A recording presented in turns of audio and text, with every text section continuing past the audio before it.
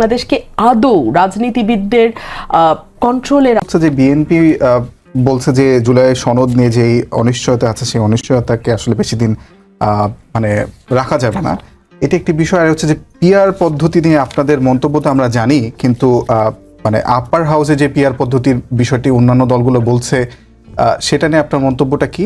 আর একটা বিষয় হচ্ছে যে আপনার কি মনে হয় কিনা যে ইসলামী দলগুলো একসঙ্গে এবং এনসিপি, যদিও এনসিপি আজকে যে সংবাদটি বের হয়েছে যে তারা যুগপৎ আন্দোলন করবে, সেটি একটি মানে প্রতিবাদ দিয়েছে এবং সেটি মিসলিডিং সংবাদ বলে তারা উপস্থাপন করেছে, কিন্তু মানে এই সমীকরণের বাইরেও কি আপনার কাছে মনে হয় কিনা যে একটা অঘোষিত সমীকরণ আছে বিএনপির বিরুদ্ধে সব ইসলামিক দলগুলো প্লাস এনসিপি?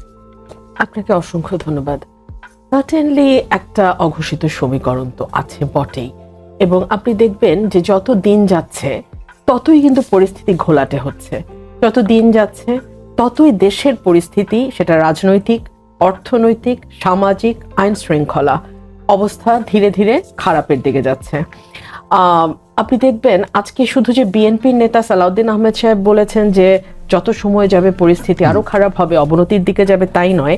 আপনি যদি দেখেন আজকে দেবপ্রিয় ভট্টাচার্য কিন্তু খুব কাছাকাছি একটা কথা বলেছেন যে দ্রুত আপনারা কাজ করুন, কারণ দর্শক অধৈর্য হয়ে গেলে তার পরিণতি ভালো হবে না। আমরা দেখতে পাচ্ছি মানুষ অধৈর্য অনেকগুলো কারণে। আপনার এই শোয়ের যেই হেডলাইনগুলো ছিল তার একটি ছিল বিনিয়োগ বন্ধ হয়ে আছে এবং আশঙ্কাজনক হারে বিনিয়োগ কমছে, বিকজ যারা ইনভেস্ট করবে তারা একটা স্টেবল পলিটিক্যাল সিচুয়েশন দেখতে চায়, একটা স্টেবল পলিটিক্যাল গভর্নমেন্ট দেখতে চায়। আপনি নিশ্চয়ই লক্ষ্য করেছেন জামাত ধীরে ধীরে প্রশ্ন তুলছে এই সরকারের ন্যায্যতার ভিত্তিটা কি। ধরুন এই সরকার গণঅভ্যুত্থানের সরকার, এই সরকার রক্তের ম্যান্ডেটের সরকার, এগুলো আমরা বলে এসছি, এগুলো বলতে ভালো লাগে, শুনতেও ভালো লাগে, কিন্তু 106 অনুচ্ছেদ নিয়ে যে প্রশ্নটা আমি আজ থেকে 12 মাস আগে তুলেছিলাম, হয়তো আমি একটু বেশি আগে তুলে ফেলেছিলাম, এতদিন পরে এসে জামাত কিন্তু একই কথা বলছে। 106 অনুচ্ছেদ যখন হলো সেই সময় বিচারপতিরা আসলে কোথায় ছিলেন? তারপরের দিনই তো বিচারপতিরা সকলেই পদত্যাগ করলেন। তার আগ পর্যন্ত বিচারপতিরা তো কেউ কোর্টে ছিলেন না, 5 থেকে 7 এই 3 দিন তো কেউ কোর্টে যান নাই, কোর্টে ছিলেন না, তাদের বাড়িঘর ভাঙচুর হয়েছে, তারা সেনা বাহিনীর হেফাজতে ছিলেন। 2 হলো সেখানে হিয়ারিং হয় নাই, কোনো লয়ারের সিগনেচার নাই অ্যাটর্নি জেনারেল ছাড়া। এখন এই কথাগুলো যত দিন যাবে তত বেশি ঘোলাটে হবে। একই কথা কিন্তু আজকে দেবপ্রিয় ভট্টাচার্য বলেছেন যে সংবিধান নিয়ে বেশি খোঁচাখুচি করতে গেলে কিন্তু অনেক প্রশ্ন চলে আসবে, অনেক ব্যাপারে প্রশ্ন চলে আসবে, সো দেশটা আরো বেশি অস্থিতিশীলতার দিকে যাবে। আপনি নেপালের উদাহরণটা দেখেন, মাত্র 3 জনের একটা মন্ত্রিসভা হয়েছে এবং শপথ পড়ার সাথে সাথে তারা বলেছে আমার নেক্সট মেইন কাজই হলো ইলেকশন। ওনারা কিন্তু ইনডেফিনিট পিরিয়ড, কেন 12 বছরে 14টা সরকার হলো? পিআর পদ্ধতি কি এর জন্য দায়ী, নাকি নেপো চাইল্ডরা দায়ী, নাকি সামাজিক যোগাযোগ মাধ্যম দায়ী, কি দায়ী? এগুলো খুঁড়ে বের করতে যায় নাই। তারা বলেছে আমরা অন্তর্বর্তীকালীন জাস্ট এসছি just to give a better election, একটা ইলেকশন দিয়ে আমরা চলে যাব। আমরা কিন্তু সেটা দেখছি না বাংলাদেশে। আমরা নানান টাল বাহানা লক্ষ্য করছি, টাল বাহানাগুলো খুব ভালো না। এবং একটা কথা বারবার বলা হচ্ছে সরকারের ভেতরে সরকার, তার ভেতরে সরকার। ধরুন আজকে ডক্টর আলী রিয়াজ বলছেন, যিনি আসলে বাংলাদেশি নন, উনি বলছেন যে কেবলমাত্র নির্বাচনই দেশে কোনো পরিবর্তন আনতে পারে না। মানে তাহলে একটা বছর তো আমরা পার করলাম নির্বাচন ছাড়া, দেশে কোন পরিবর্তনটা এসছে আপনি আমাকে বলেন তো? কেবল তো সংবিধান সংস্কার না, এখানে নারী সংস্কার কমিশন গঠিত হয়েছে, এখানে চিকিৎসার সংস্কার কমিশন গঠিত হয়েছে, এখানে আপনার পুলিশ সংস্কার কমিশন হয়েছে, প্রশাসন সংস্কারের জন্য কি কি হবে সেটার একটা রেকমেন্ডেশন এসছে, এবং ওগুলো সংস্কারের ক্ষেত্রে কিন্তু দলগুলো মোটামুটি একমত হয়েছে। সেই সংস্কারে কয়টা বাস্তবায়ন হয়েছে আপনি আমাকে বলেন তো? সো আপনি আসলে একটা বাবল তৈরি করতে চাচ্ছেন মানুষের সামনে যে আমি এটা করছি ওটা করছি, আমি থাকলে আমি এটা করব ওটা করব। আপনারা আসলে কিছু করছেন না। আপনারা যেটা করছেন, আপনারা না পেয়ে পাওয়া একটা ক্ষমতা, যেটা আপনারা কোনোদিন পাওয়ার কোনো কারণ ছিল না, কথাও ছিল না। আপনারা বহু বছর আগে বাংলাদেশকে ত্যাগ করে চলে গেছেন জীর্ণ বস্ত্রের মতো। আপনারা বিদেশিদের সঙ্গে সন্ধ্যাবেলা ইভিনিং স্পেন্ড করতে করতে বাংলাদেশে কোনো মানুষ থাকে কিনা এইসব নিয়ে আলাপ করেছেন, এবং ভবিষ্যতে আপনারা তাই করবেন। কিন্তু বাংলাদেশে কিন্তু এই যে আমরাই থাকবো, সানি পড়াশোনা করে ফিরে এসছে, আমি পড়াশোনা করে ফিরে এসছি, আমরা কি চাইলে পারতাম না থাকতে? পারতাম, আমরা থাকি নাই, আমরা ফিরে আসছি বাংলাদেশে, এবং আমাদের মৃত্যুও সম্ভবত বাংলাদেশেই হবে ইনশাল্লাহ।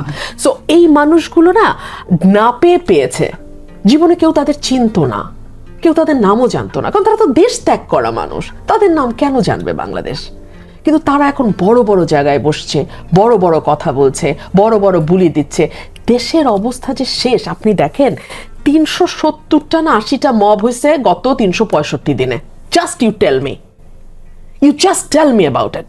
370টা মব যদি 365 দিনে হয়, ওই দেশে তো পাগলও বিনিয়োগ করবে না, ওই দেশে তো পাগলও বাস করতে চাবে না। আমি বহু মানুষকে জানি, একে তো গত 40 বছরে একটা ভয়াবহ রকম ব্রেন ড্রেন হয়ে গেছে বাংলাদেশ থেকে। শিক্ষিত সমাজের অধিকাংশ সন্তান দেশের বাইরে চলে গেছে, সেটেল হয়ে গেছে ওখানে।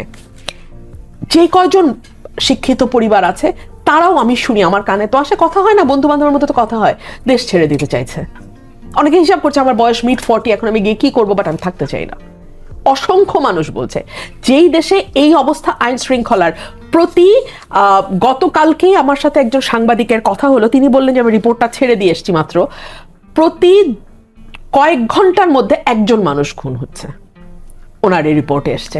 সো এই বাংলাদেশে আসলে মানে কোনো স্বস্তি তো নাই, এই সরকার তো স্বস্তি দিতে পারছে না, একেবারে প্রাথমিক স্বস্তি যেটা, আর কিছু দরকার নাই, প্রাথমিক স্বস্তির জন্য প্রাথমিক স্বস্তিটাও দিতে চাচ্ছে, নির্বাচনটা সবচেয়ে বেশি প্রয়োজন। আমি এটা বলছি না যে নির্বাচন হলে সকল সমস্যার সমাধান হবে, তবে নির্বাচন হলে আপনি একটা জবাবদিহিতামূলক সরকার পাবেন। নির্বাচন হলে একেবারে কেন্দ্র থেকে তৃণমূল পর্যন্ত একটা চেইন অফ কমান্ড প্রতিষ্ঠা হবে। নির্বাচন হলে আইন শৃঙ্খলা রক্ষাকারী বাহিনী জানবে যে কারা অপরাধের সঙ্গে যুক্ত, এবং যে দলটি নির্বাচিত হয়ে আসবে তারা যদি শক্ত অবস্থান নেয় যে আমরা অপরাধের পরিচয় দেখব না, আমরা অপরাধের আর্থিক, সামাজিক, রাজনৈতিক পরিচয়ের দিকে বায়াসড হব না, আমরা প্রশাসনকে দিয়ে শক্ত অ্যাকশনে যাব, সেটা যেই দলই নির্বাচিত হয়ে আসুক, ক্ষমতায় যাক, তারা যদি এই শক্ত স্ট্যান্ডটা নেয়, আপনি বিশ্বাস করেন দেশের চেহারা পাল্টাতে বেশি দিন লাগবে না। আমি আপনাকে একটা কথা বলি, এই যে 365 দিনে 370টা মব, তার কারণ কি জানেন? কারণ সরকার ভেতর থেকে চাই মবটা থাকুক, এতে সরকারের অনেক লাভ। সরকারের তো কোনো তৃণমূলের কর্মী বাহিনী নাই, সরকারের তো কোনো দল নাই, সরকারের তো কোনো অঙ্গ সংগঠন নাই। সরকার তাদের প্রয়োজন মতো যেই কাজটা সরকার করতে চায় কিন্তু করতে পারে না, মব দিয়ে এসে সেই কাজটা দিয়ে প্রেসার তৈরি করার একটা ভান করে, শাহবাগে বসে, যমুনার সামনে বসে, সরকার সেই কাজটা করে। যাদের তৃণমূলের কর্মী আছে তারা মবটা থামাতে পারে না কেন? পারে না কারণ আমরা তো ক্ষমতায় নাই, আমরা তো ক্ষমতায় নাই। এই কাজটা তো পুলিশ প্রশাসনের, আর মব তো কোনো পলিটিক্যাল পার্টি স্পেসিফিক্যালি আপনি যদি বলেন সবচেয়ে বেশি মবের সঙ্গে কারা যুক্ত, এটা কি আমরা জানি না? এটা কিন্তু বড় রাজনৈতিক দলগুলো নয়, এটা কিন্তু প্রতিষ্ঠিত রাজনৈতিক দলগুলো নয়। কারা কদাকার স্লোগান দিয়ে মব করে, ধরুন আমি একটা লেটেস্ট এক্সাম্পল দিই, ফজলু ভাইয়ের বাসার সামনে দাঁড়িয়ে যে মেয়েটি পৃথিবীর কুৎসিততম ভাষায় স্লোগান দিচ্ছিলেন, সেই মেয়েটি 10 লাখ টাকা চাঁদা দাবি করতে গিয়ে গতকালকে ধরা পড়েছে পুলিশের হাতে। তো এরা কারা? জি, অসংখ্য ধন্যবাদ।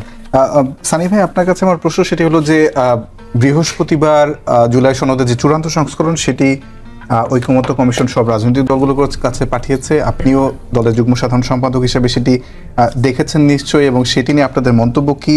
এবং আজকে বিকেলের মধ্যে, অর্থাৎ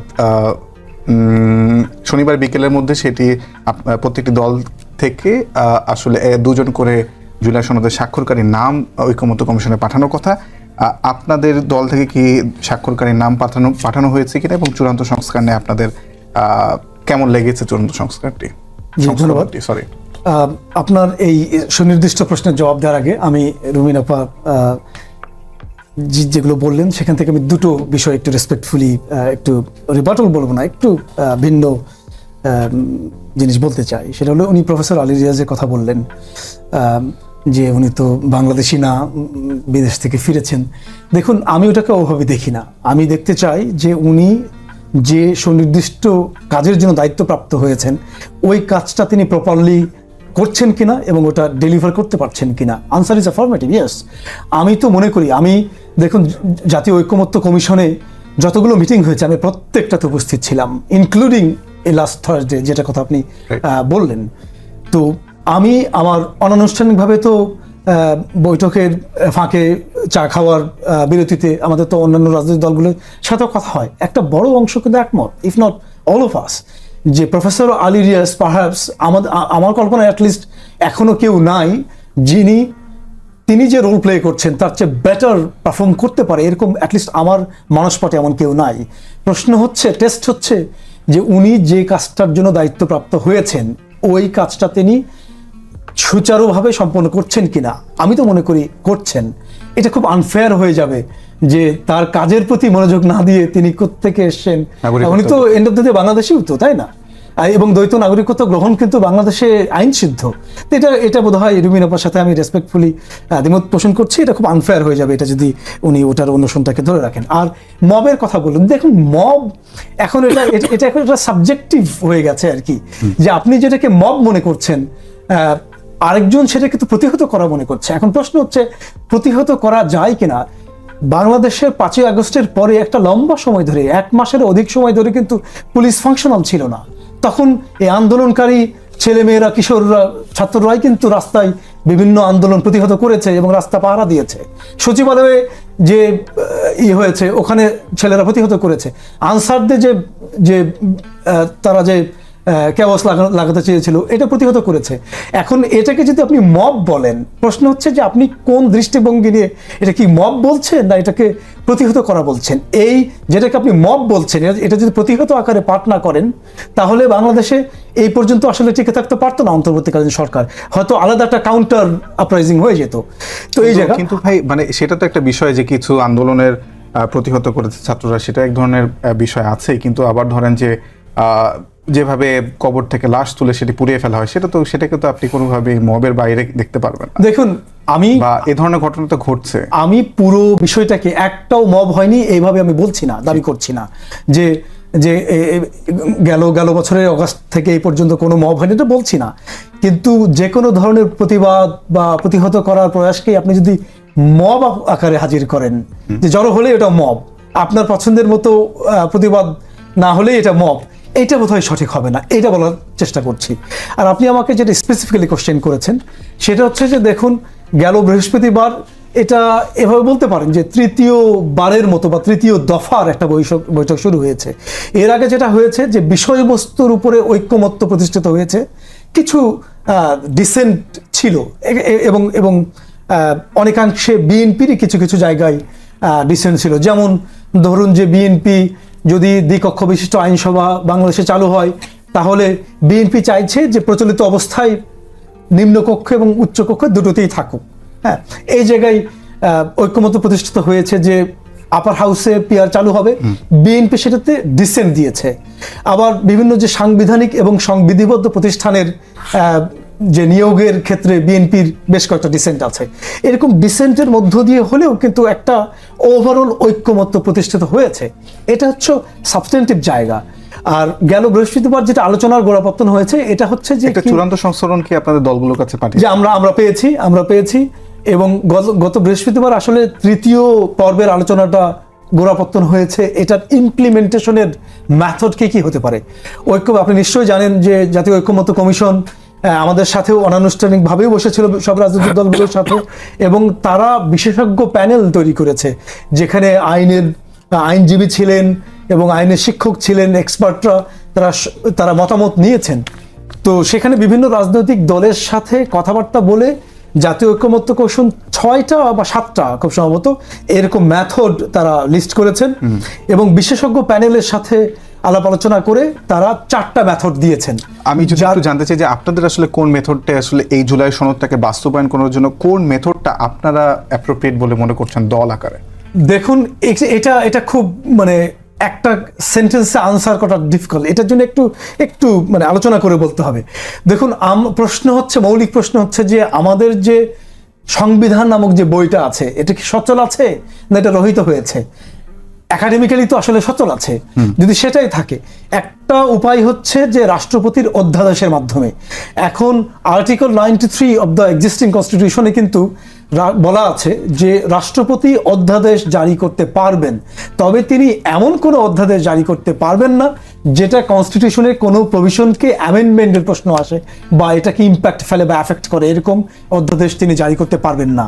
যদি আপনি এইভাবে পাঠ করেন যে আমাদের সংবিধানটা পুরোপুরি সমুন্নত আছে, তাহলে তো আপনি রাষ্ট্রপতি অধ্যাদেশ জারি করে সাংবিধানিক কোনো কাঠামোর পরিবর্তন করতে পারবেন না। আর যদি আপনি পাঠ করেন যে পুরো বিপ্লবটা বা গণ অভ্যুত্থান যেটাই বলুন না কেন, এটা রাষ্ট্রের যে কাঠামোগত মৌলিক পরিবর্তন এবং রাষ্ট্রকে পুনঃসজ্জা করার জন্য করা হয়েছে, তাহলে তো এই অনিবার্যভাবেই এই সংবিধানের পরিবর্তন প্রয়োজন। এখন প্রশ্ন হচ্ছে আপনি এটাকে কিভাবে ইন্টারপ্রেট করেন। যদি ন্যারো ইন্টারপ্রিটেশন হয় তাহলে এই মেথডটা পুরোপুরি ফিট ইন করবে না। তো আমরা লক্ষ্য করেছি যে এটা কি এখনই হবে না এটা পরবর্তী সংসদের জন্য আমরা ডেফার করব, এই প্রশ্নে ঐকমত্য কমিশনে রাজনৈতিক দলগুলো অলমোস্ট ডিপলি ডিভাইডেড। এই জন্য আমরা বোধ করেছি যে এটা এখনই আশু বাস্তবায়নের জন্য কাজ করা দরকার না পরবর্তী সংসদের জন্য, এইটা সিদ্ধান্ত নিতে হবে জনগণকে, এবং এটার জন্য রেফারেন্ডামই একমাত্র পন্থা। রেফারেন্ডাম এবং সাথে সাথে গণপরিষদ গঠন করা যেতে পারে। ধন্যবাদ। আমার আসলে বেশ কয়েকটি প্রশ্ন আছে, সেগুলো আসলে ছোট ছোট করেই আমি প্রশ্নগুলোর উত্তর জানতে চাই। সেটা হচ্ছে যে ভাই যেটি প্রশ্ন করেছেন যে সংবিধান কি আসলেই সচল আছে নাকি না, সেই প্রশ্নটা আছে। এবং যদি সংবিধান সচল থাকে তাহলে জুলাই সনদ আসলে এই মুহূর্তে বাস্তবায়নের সুযোগ নেই, রেফারেন্ডামে একমাত্র পথ। এবং একইভাবে আপনিও কিন্তু এবং বিএনপিও কিন্তু আসলে দেখছে যে এখনই সংবিধান সংস্কারের দাবির পেছনে ভিন্ন উদ্দেশ্য বিএনপি দেখছে। এই দুইটা বিষয় নিয়ে যদি আপনি একটু বলেন সংক্ষিপ্ত আকারে। আমার আবারও প্রশ্ন আপনার কাছে আছে। না, সার্টেনলি আমি ভিন্ন উদ্দেশ্য দেখি, এবং এই ভিন্ন উদ্দেশ্যটা না দেখবার কোনো কারণ নাই। ধরুন বাংলাদেশে এই সংবিধানটাকে আমরা মেনে নিয়েছি গণঅভ্যুত্থানের পর, যখন আমরা 106 অনুচ্ছেদ অনুযায়ী সুপ্রিম কোর্টের কাছে রেফারেন্স চেয়েছি। যখন সুপ্রিম কোর্টের রেফারেন্স দিয়ে একটা সরকার গঠন হয়েছে, তখনই কিন্তু আমরা সংবিধানটাকে মেনে নিয়েছি। এখন যদি সংবিধানটা পরিবর্তন করতে হয়, তাহলে কেবলমাত্র নির্বাচিত জনপ্রতিনিধিরাই সেটা পরিবর্তন করতে পারেন, এবং সেটা কিভাবে করতে পারেন সেটাও কিন্তু সংবিধানে খুব স্পষ্টভাবে বলে দেয়া আছে। সো এখন নির্বাচন হওয়ার পরে যারাই ক্ষমতায় যাক, তারা দলগুলোর মধ্যে যদি ঐক্যমত হয় যে আমরা এই পরিবর্তন চাই, ক্ষমতায় যেই যাক না কেন 2/3 মেজরিটি দিয়ে তো কথা, তাই না? সংবিধান সংশোধন করতে 2/3 মেজরিটি লাগে। সো অন্য দলগুলো যদি ঐক্যমতে এই বিষয়গুলোতে একমত হয়, যে বিষয়গুলোতে তারা একমত হবে, সরকার যেই গঠন করুক না কেন 2/3 মেজরিটি সংসদে পাওয়াটা খুব ডিফিকাল্ট হবে না। জয়ী প্রার্থীকেই 2/3 মেজরিটি পেতে হবে, জয়ী দলকেই পেতে হবে তা বলছি না, বলছি যে পুরো সংসদে একটা ঐক্যমত প্রতিষ্ঠা হলে যে কোনো সংবিধান যে কোনো সময় সংশোধন করা যায়। আর এই সংবিধানটাকে অনেকে 72-এর সংবিধান বলতে চাইছেন, এটা আসলে 72-এর সংবিধান নয়। 17টা সংস্কার পর এটা তো আর ওই সংবিধান থাকে না। ওখানে রাষ্ট্রপতি শাসিত সরকার ছিল, পার্লামেন্টারি ফর্ম অফ গভর্নমেন্ট হয়েছে, অনেক জায়গায় পরিবর্তন এসছে। সো এটাকে আপনি ওই সংবিধান বললে তো হবে না। তত্ত্বাবধায়ক সরকার ব্যবস্থা আবারও ফিরে আসছে। সো এটাকে ওই সংবিধান বললে হবে না। আর আমরা যেটা মনে করি, নির্বাচনটা ডিলে করলে কেউ কেউ মনে করছে যে তাদের জন্য সুবিধা হবে, তবে কতটুকু সুবিধা হবে, বাংলাদেশকে আদৌ রাজনীতিবিদদের কন্ট্রোলে রাজনীতিটা থাকবে কিনা, সেটাই কিন্তু হুমকির মুখে পড়বে। বাংলাদেশের ভেতরে যে ডিপ স্টেটের খেলা চলছে দীর্ঘদিন ধরে, তারও একটা খুব ভয়াবহ পরিণতি বাংলাদেশকে দেখতে হতে পারে। রুমিনা আপা, আপনার কাছে আমার আরেকটা প্রশ্ন আছে, সেটা হচ্ছে আপনার যে সংসদীয় আসন, সেটি নিয়ে আসলে বেশ কিছুদিন ধরে ঝামেলা চলছে। আপনি নির্বাচন কমিশনে গেছেন, সেখানে একটা হট্টগোল তৈরি হয়েছিল, এবং সবশেষ যেই আসন পুনর্বিন্যাসের যে সিদ্ধান্তটা এসেছে, সেখানে আসলে আপনার পক্ষেই গেছে, অর্থাৎ বিজয়নগরের বুধন্তি ও চান্দুরা দুইটি ইউনিয়ন, ব্রাহ্মণবাড়িয়া 3 থেকে কেটে ব্রাহ্মণবাড়িয়া 2 আসন, যেখান থেকে আসলে আপনি সংসদ সদস্য নির্বাচন করতে যাচ্ছেন বলে আমরা শুনছি, সেখানে যুক্ত হয়েছে। এবং এরপরে আমরা দেখেছি যে এটি নিয়ে আসলে মিছিল মিটিংও হয়েছে, এবং পরবর্তীতে আমরা জানতে পারলাম যে এটি নিয়ে রিটও হয়েছে। আপনার এই সমস্যার অবসান কবে ঘটবে? এবং বিএনপি তো সেখানে দ্বন্দ্ব, তাহলে বিএনপি দ্বন্দ্ব করে আসলে আপনাদের লাভ কি হচ্ছে? না, দেখুন, নির্বাচনে এলাকার সীমানা নির্ধারণে যেটা দেখা হয় সেটা হচ্ছে ভোটারের সংখ্যা কত। যদি কোনো এলাকায় কোনো একটা আসন ভোটারের সংখ্যা হয় 6 লাখ আর তার পাশের আসনে ভোটারের সংখ্যা হয় 4 লাখ, তখন একটা ব্যালেন্স করার চেষ্টা করা হয়। 2 হচ্ছে ভৌগোলিক অবস্থা। ধরুন যেই দুটো ইউনিয়ন আমার সঙ্গে যে সরাইলের সঙ্গে এসছে, তাদের থেকে সরাইলের দূরত্ব হচ্ছে 15 থেকে 20 মিনিট, আর তাদের থেকে সদরের দূরত্ব, ব্রাহ্মণবাড়িয়া 3-এর সদরের দূরত্ব অলমোস্ট 1.5 থেকে 2 ঘন্টা। তাহলে আপনি বলেন কোন দিকে গেলে তাদের সহজ হয়, সুবিধা হয়? 3 হচ্ছে প্রশাসনিক কার্যকলাপ। আমাদের এই দুটো ইউনিয়নের জমি রেজিস্ট্রি নানান কাজে তাদেরকে এই সরাইল উপজেলার উপরে নির্ভর করতে হয়। সো সকল দিক বিবেচনা করেই এই দুটি ইউনিয়নকে নির্বাচন কমিশন ব্রাহ্মণবাড়িয়া 2-এর সঙ্গে যুক্ত করেছে। And this is absolutely a question of fact. Voter সংখ্যা কত, এলাকার সীমানা, প্রশাসনিক কার্যাবলী, কোথায় গেলে সুবিধা হয়, ভৌগোলিক হিসাবে দূরত্ব কোন উপজেলা থেকে কত দূর, এগুলো একেবারেই কোয়েশ্চেন অফ ফ্যাক্ট। এবং কোয়েশ্চেন অফ ফ্যাক্ট কখনো রিটে ডিসাইডেড হয় না। ভেরি ইন্টারেস্টিংলি আমি দেখলাম যে একটা রিট ফাইল করা হয়েছে। আমি এই ব্যাপারে আমাদের সীমানা নির্ধারণী আইন 2021 আছে, সেটা 7 ধারায় বলছে এই আইনের অধীনকৃত সীমানা বা কোনো আঞ্চলিক নির্বাচন গঠন বা কমিশনের কর্তৃত্বে গৃহীত কার্যকারিতা বা কৃতকর্ম আলোচনা সম্পর্কে কোনো আদালতে বা অন্য কোনো বিষয়ে আদালতে কোনো প্রশ্ন করা যাবে না। কিন্তু তারপরেও তারা রিট করেছেন, করতেই পারেন, এটা তাদের মানে অধিকার। 30 সেকেন্ডে সেটা বলবেন যে আপনারা বিএনপি যেই মানে অন্তর্কোন্দলে জড়াচ্ছেন, এটা আসন নিয়ে হোক কিংবা নানা ক্ষেত্রে হোক, সেটিকে আসলে আপনাদের দলকে দুর্বল করে তুলছে কিনা? আমি সম্পূরক প্রশ্ন করতে চাই যে রিসেন্টলি যে ডাকসু এবং জাকসু নির্বাচন হয়েছে, সেখানে আমরা দেখলাম যে ছাত্র শিবিরের মোটামুটি বলা যায় যে ল্যান্ডস্লাইড ভিক্টরি হচ্ছে দুটি ছাত্র সংসদ নির্বাচনে, এবং ছাত্র দলের যে হার সেটি পিছনে অনেকে আসলে অন্তর্কোন্দল কিংবা নিজেদের নেতৃত্বের প্রতিযোগিতাকে দেখছে। দুটি মিলে আপনার কি মনে হয় যে এই ডাকসু জাকসু নির্বাচনের ফলে কি সামগ্রিক রাজনীতি বা দেশের রাজনীতিতে কি একটু প্রভাব পড়বে? ডাকসুতে একবার অন্তর্কোন্দলের কথা আসে নাই, মানে এটা একেবারেই আসে নাই। এখানে অনেক কথা এসছে। কেউ বলেছে বিএনপির 1 বছরের কার্যকলাপের জন্য দায়ী, কেউ বলেছে দীর্ঘ 17 বছর ছাত্র দল যেতে পারে নাই ক্যাম্পাসে, সেটা এর জন্য দায়ী, কেউ বলেছে জামাতের ভোট, মানে আওয়ামী লীগের ভোট চলে এসছে জামাতের কাছে, এটা কেউ বলছে, নানানজন নানান কারণ বলছে, কিন্তু অন্তর্কোন্দল এটা কেউ বলে নাই। আর ব্রাহ্মণবাড়িয়া 2-3-এর মধ্যে এটাকে আমি অন্তর্কোন্দল বলবো না। ব্রাহ্মণবাড়িয়া 3-এর যারা ভুদুন্তি এবং চান্দুরার বাসিন্দা, তারা অ্যাপ্লাই করেছেন নির্বাচন কমিশনের কাছে তো ভাই সব আছে, তথ্য উপাত্ত, ম্যাপ, ভোটার সংখ্যা সব আছে। তারা ওগুলো দেখে একটা গণশুনানির আয়োজন করেছে। গণশুনানিতে ব্রাহ্মণবাড়িয়া 3-এর যিনি সংসদ সদস্য মানে হতে চাইছেন, তিনি প্রায় 20-25 জনকে হিয়ারিং করিয়েছেন, কিন্তু ওনার শান্তি হয় নাই। আমার আসনে আমি একা হিয়ারিং করেছি। সো তারপরে যেটা ন্যায্য, যেটা মানে বাস্তবের যেটা গ্রহণযোগ্য, সেটা নির্বাচন কমিশন করেছে। অসংখ্য ধন্যবাদ রুমিনা বা আপনাকে। আমি শেষ প্রশ্ন সানি ভাই আপনাকে দিয়ে শেষ করবো যে বিএনপি যেমন ভাবে দেখে যে এই সংবিধান সংস্কারে যে তাড়াহুড়া করে যে দাবি, সেটা আসলে এক ধরনের এর পেছনে এক ধরনের মানে কূট উদ্দেশ্য বা কুউদ্দেশ্য থাকতে পারে, সেটিকে আপনি কিভাবে দেখেন? এবং অনেকে বলছে যে ডাকসু জাকসু নির্বাচনের পরে দেশের সামগ্রিক রাজনৈতিক যে প্রেক্ষাপট, সেখানে এক ধরনের পরিবর্তন এসেছে। একদমই 2 মিনিট আছে, 2 মিনিটে যদি আপনি বলেন আপনার। জি ধন্যবাদ। আসলে যে রাষ্ট্রের মৌলিক সংস্কার বা রাষ্ট্রের কাঠামোগত সংস্কার, রাষ্ট্রের পুনঃসজ্জা, এটা তো আসলে এই পুরো গণঅভ্যুত্থানের অ্যাসপিরেশন ছিল, আকাঙ্ক্ষাটা তো সেটা ছিল। এখন রাষ্ট্রের সংস্কারের প্রশ্নে, সংবিধানের সংস্কারের প্রশ্নকে যদি আপনি কুটচাল বলেন, তাহলে তো কেন বলছেন এটা আপনি ভালো। রুমিনা আপা একটা ইন্টারেস্টিং পয়েন্ট তুলেছেন, যখন আপনার আসলে প্রধান বিচারপতির কাছ থেকে রেফারেন্স নিয়ে যখন সরকার গঠন করা হয়, তখন তো সে সংবিধান বলবৎই থাকে। দেখুন, সংবিধান বলবৎ থাকে। এখন প্রশ্ন হচ্ছে যে আপনি সংবিধানের মানে how far and to what extent, আপনি কোন পর্যন্ত ইন্টারপ্রিটেশনটা কত ন্যারো না ওয়াইডার ইন্টারপ্রিটেশন নেবেন। যদি আপনি খুব ন্যারো স্ট্রিক্ট ইন্টারপ্রিটেশন নেন, হ্যাঁ, যে সংবিধান সমুন্নত আছে, সংবিধান সব জারি, আমার প্রশ্ন হচ্ছে যে 106-এর মাধ্যমে অ্যাডভাইজারি ওপিনিয়ন নিয়ে এই গভর্নমেন্ট ফর্ম করেছে, কিন্তু এই সংবিধানের অন্তর্বর্তীকালীন সরকার, ইন্টারিম গভর্নমেন্টের আইডিয়াটা কোন প্রভিশনে লেখা আছে? তাহলে এই এই আইডিয়াটা আসলো কোত্থেকে? এটা কি সংবিধান সম্মতভাবে এই অন্তর্বর্তীকালীন সরকারের ফরম্যাট পাওয়া গেছে সংবিধানে? আপনি আমাকে প্রভিশন দেখাতে পারবেন না। এই যে জাতীয় ঐক্যমত্য কমিশন প্রতিষ্ঠিত হয়েছে, সংস্কার কমিশন প্রতিষ্ঠিত, এটা সংবিধানে কোথায় লেখা আছে?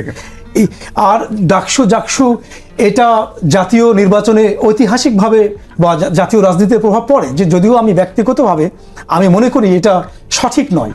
কারণ একটা ছাত্র রাজনীতি বলুন বা স্টুডেন্টস কাউন্সিলের যে ইউনিয়নের যে নির্বাচন, এটা পিওরলি স্টুডেন্টদের মধ্যে থাকা দরকার এবং ক্যাম্পাস সেন্ট্রিক হওয়া দরকার। কিন্তু দুঃখজনকভাবে এর প্রভাবটা আমাদের জাতীয় রাজনৈতিক অঙ্গনেই পড়ে। তো এটা বলা যায় একটা just mini version of national politics, যেটা কাঙ্ক্ষিত। অসংখ্য ধন্যবাদ আপনাদের দুজনকে, সবাইকে ধন্যবাদ জানিয়ে